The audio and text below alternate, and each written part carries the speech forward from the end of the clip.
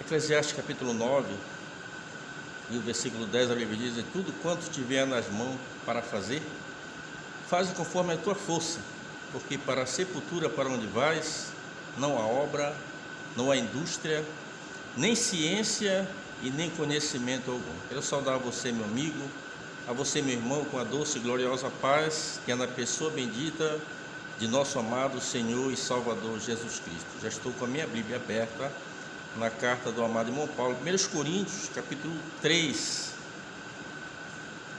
o versículo 12, o versículo 13, que nos diz assim a palavra de Deus: e se alguém sobre este fundamento formar um edifício de ouro, prata, pedras preciosas, madeira, feno, palha, e a obra de cada um se manifestará, na verdade, no dia, e declarará, porque pelo fogo será descoberto, o fogo provará qual seja a obra de cada um.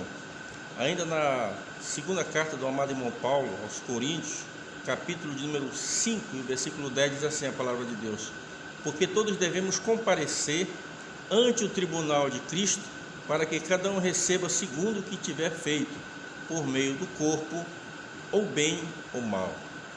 Aqui está a palavra de Deus. Se você estudar um pouquinho sobre a carta de Corinto, você observa que é uma das igrejas que Paulo trabalhou ali há alguns anos, e a cidade de Corinto era, na época, tinha os jogos chamados Jogos Místicos, Hoje chama-se Olimpíadas, os Jogos Olímpicos, na atualidade. São bem antigos. A gente observa que ali, na época, era montada uma plataforma ornamentada, feita uma coisa de primeiro mundo naquela época, E ali, o imperador, ele ia ali depois dos jogos, ele ia recompensar as pessoas, dar o prêmio às pessoas. Aquele local chamava-se Bema, E eu quero nesse momento transportar você não para esse Bema do passado, mas o Bema do futuro. Vamos falar nesse momento sobre o tribunal de Cristo. Esse tribunal de Cristo é o Bema de Cristo, Que será para galardoar os irmãos que foram fiéis a Deus. Esse julgamento do tribunal de Cristo não tem nada a ver com o de Apocalipse, lá o grande trono branco. Esse tribunal de Cristo acontecerá o quê? Primeiro acontecerá a segunda vinda de Cristo, como eu falei há poucos dias, é uma mensagem. Nesta segunda vinda acontecerá em duas fases. Primeiro, Jesus virá para a igreja, na segunda fase ele virá com a igreja. Aqui neste texto fala nesse período de uma a outra vinda de Cristo. Então o que acontecerá? Assim que a igreja for arrebatada, o Espírito Santo vai conduzir a igreja até os ares, ao encontro de Cristo. Depois então nós vamos para o tribunal de Cristo, tribunal para recebermos o pagamento. Ali só estarão os salvos, as pessoas que entregaram a sua vida a Cristo, as pessoas que durante os anos da sua trajetória nessa vida foram fiel a Deus, fiel aos princípios bíblicos, Nós podemos observar que nesse tribunal de Cristo, muitas pessoas que você acharia que estariam lá não vão estar.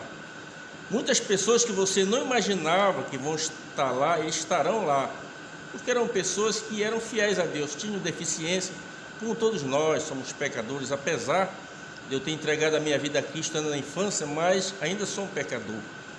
Um pecador, é claro, lavado e remido no sangue do Cordeiro. Um pecador que tem o seu nome escrito no livro da vida. E se você, meu amigo, não tem esta convicção de ter o seu nome escrito no livro da vida, entregue a sua vida a Cristo agora.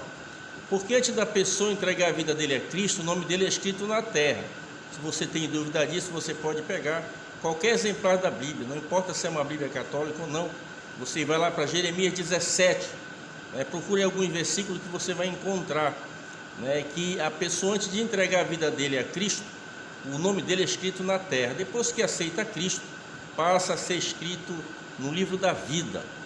Nós observamos aqui nesse julgamento de Cristo, eu fico analisando, os dias atuais são dias tão difíceis, e a minha mãe, eu lembro-me que quando criança, adolescente, ela fazia faxina na igreja, uma igreja grande, mais ou menos, para umas 500 pessoas ou mais, quase 1000 pessoas naquele templo, um templo grande, e minha mãe chegava ali juntamente com o presbítero Manuel Barbosa, que hoje já dorme no Senhor, e ela e as minhas irmãs, às vezes iam ajudar minha mãe, ficava ali até vez 1, 2 da tarde, fazendo aquela limpeza naquele templo com galeria, nunca ganharam um centavo para fazer aquele trabalho. O pagamento delas era simplesmente um sorriso. Mas na eternidade, quando chegar naquele dia lá, ela vai receber o pagamento por tudo que ela fez pela obra de Deus. O segredo está é a nossa motivação. Quantas pessoas entram na igreja como um simples congregado, depois passa a ser um membro da igreja, depois se torna um obreiro.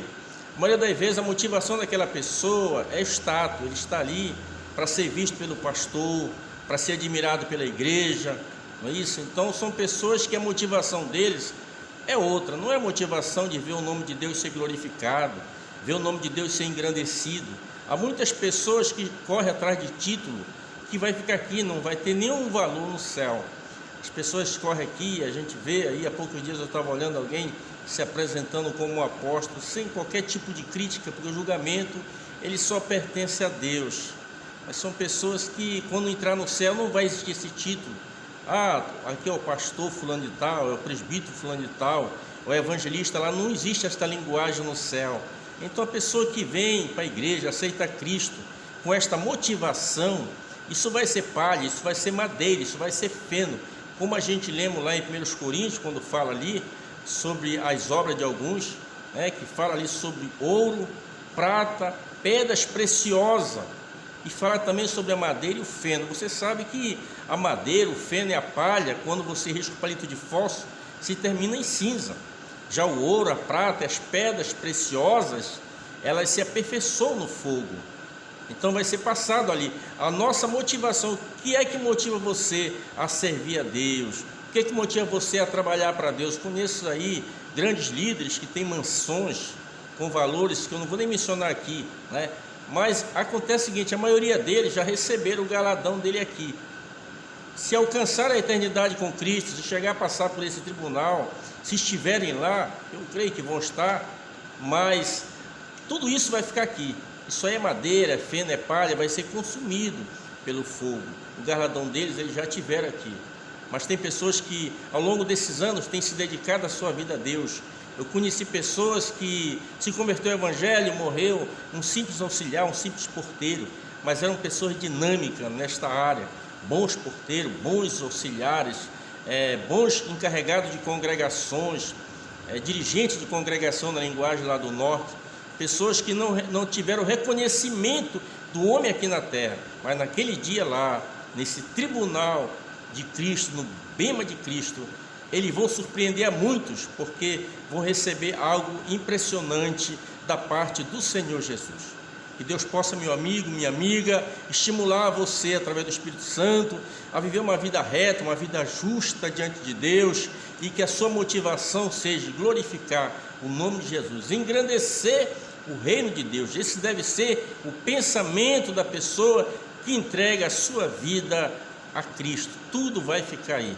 Quando lemos a Bíblia Sagrada, para falar melhor sobre este texto, nós temos o Evangelho de Jesus Cristo, segundo escreveu Mateus, no capítulo 25, ali do versículo 14 em diante, a gente observa algo muito interessante. A Bíblia diz que o Senhor, ele resolveu ausentar-se, mas antes de se ausentar, ele chamou 3 dos seus melhores servos que ele tinha, e a Bíblia diz que ele distribuiu entre eles os talentos. Em algum local aparece dinheiro. Se você for para Lucas, aparece as 10 minas, que é a mesma parábola, apenas Lucas narra um pouco diferente. Mas aqui a gente observa que esse senhor saiu e chamou os 3 funcionários de maior confiança. Aquele funcionário que na mentalidade dele, no pensamento dele, jamais o decepcionaria. E a Bíblia diz que a um ele deu 5 talentos, a outro ele deu 2 talentos, e a outra ele deu apenas 1 talento. A Bíblia diz que foi distribuído esses talentos segundo a capacidade de cada um. Paulo diz que não sejamos capazes de nós mesmos, mas a nossa capacidade, ela vem de Deus. Isso fala dos dons que Deus tem dado a tantas pessoas aí. Eu fico imaginando uma pessoa que nem Pavarotti, foi um homem que impressionou o planeta com tantas músicas, com o vozeirão dele lindo. Infelizmente não vai estar lá nesse bema, ele vai estar no juízo final, porque Deus deu uma voz linda para ele. Ele nunca sequer cantou para adorar a Deus, ele cantava para chamar a atenção das multidões, com pensamento apenas na vida terrena. Mas vamos voltar aqui para este texto. A Bíblia diz que agora esse moço se ausenta, e a Bíblia diz que o que pegou 5 talentos, imediatamente foi e granjeou outros 5 talentos. O que havia recebido 2 talentos procedeu da mesma forma. Foi e granjeou mais 2 talentos. Aquele um que recebeu apenas 1 talento, ele foi e enterrou o talento. A Bíblia diz que, com o passar dos dias, o Senhor retornou. O patrão deles voltou para o acerto. E na hora deste acerto, na hora desse bema daquele homem lá, a Bíblia diz que veio o primeiro e disse: olha, Senhor, tu me desse 5 talentos. E eu granjeei outros 5, eu tenho aqui 10 talentos. E aquele senhor louvou aquele moço, louvou a atitude dele. Servo bom e fiel, foste fiel no pouco, sobre o muito eu te colocarei. Entra no gozo do teu Senhor. Que palavra linda! Eu só imagino aquele terceiro homem ali, quando ouviu essas frases, deve já ter baixado a sua cabeça, porque certamente já saberia que receberia palavras totalmente diferentes. Aí vem o segundo disse: olha, meu Senhor, tu me desse 2 talentos, e eu granjeei outros 2, eu tenho aqui 4 talentos. E ele disse: servo bom e fiel, foste fiel no pouco, sobre o muito eu te colocarei. Entra no gozo do teu Senhor. Mas a Bíblia diz que em seguida entra o terceiro homem. E esse terceiro homem, ele chegou ali e disse: olha, meu Senhor, eu sei que o Senhor é um homem duro, é um homem rígido, é aquele homem que colhe onde não semeia. E eu temi, com medo disso, então eu fui e enterrei o talento. A Bíblia diz que aquele moço, aquele senhor, ele ficou decepcionado com aquele servo.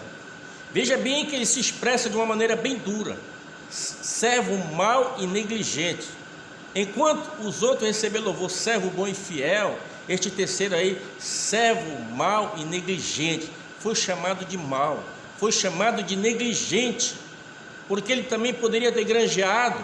Aí o Senhor diz: olha, mas porque tu sabes que eu sou um homem rígido, que sou um homem duro, eu colho onde eu não semeio, por que não pegasse o meu dinheiro e não desse aos banqueiros? Pelo menos eu teria o juro, mas não fosse e enterraste. E a Bíblia diz que ele mandou seus outros servos pegar aquele moço e disse: lançai nas trevas exteriores, e ali há choro e ranger de dentes.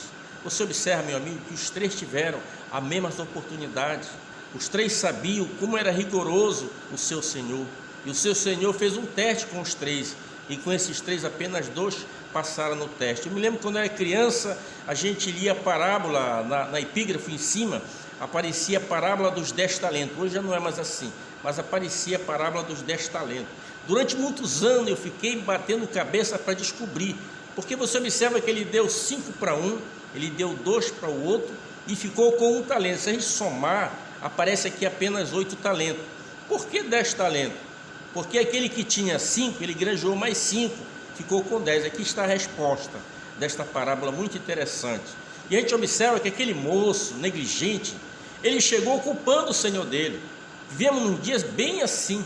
As pessoas estão aqui ouvindo o Evangelho, ouvindo a mensagem de salvação, mas se envolve com os prazeres efêmeros desta vida, se envolve com o pecado, começa a dar crédito em tudo que falam, em vez de ir para a Bíblia Sagrada, a palavra de Deus, onde estão as verdades eternas, e às vezes eles acabam virando, se desvirtuando do caminho da verdade. Isto é muito perigoso, porque estas pessoas, Jesus um dia vai cobrar deles. Então, meu amigo, você que está me acompanhando, você que já entregou a sua vida a Cristo, que a sua motivação seja uma: glorificar o reino de Deus. Aqui nós estamos vendo esses 3 moços, os 2 primeiros, servo bom e fiel, foste fiel no pouco, sobre o muito eu te colocarei. Entra no gozo do Senhor. Quando estivermos naquele bema de Cristo, você já imaginou aquele tapete, não um tapete que nem aquele vermelho de Hollywood, mas um tapete de ouro, porque a Bíblia diz que lá as ruas são de ouro e cristal, os muros são de puro jaspe. Já imaginou aqueles milhares de irmãos que foram fiéis a Deus, todo de pé aplaudindo você, e o nome de Deus sendo glorificado naquele lugar? Que Deus possa abençoar a minha vida, meu amigo, que Deus possa abençoar a sua vida, meu irmão. Em seguida eu estarei gravando uma mensagem e vou falar sobre a boda do Cordeiro, que é uma continuação daqui desse tribunal de Cristo, o arrebatamento, depois vem o tribunal de Cristo, e em seguida vem a boda do Cordeiro. Que Deus em Cristo nos abençoe. Amém.